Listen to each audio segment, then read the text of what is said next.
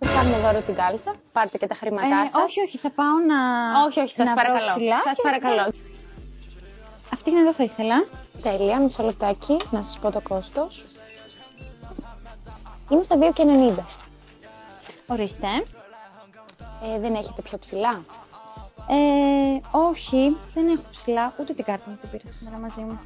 Ξέρετε, απλά είναι ακόμα πρωί και δεν έχουμε προλάβει ούτε να κάνουμε ψηλά, ούτε έχω να σας χαλάσω το 50άρικο. Και πώς θα το κάνουμε τώρα που εγώ θέλω να την πάρω και δεν έχω καθόλου το κάνω? Κοιτάξτε να δείτε, εφόσον ήρθαν έτσι τα πράγματα, σας κάνουμε δώρο την κάλτσα, πάρτε και τα χρήματά σας. Όχι, θα πάω να. Όχι, σας παρακαλώ. Σας παρακαλώ, δεν υπάρχει περίπτωση. Δώρο από εμάς.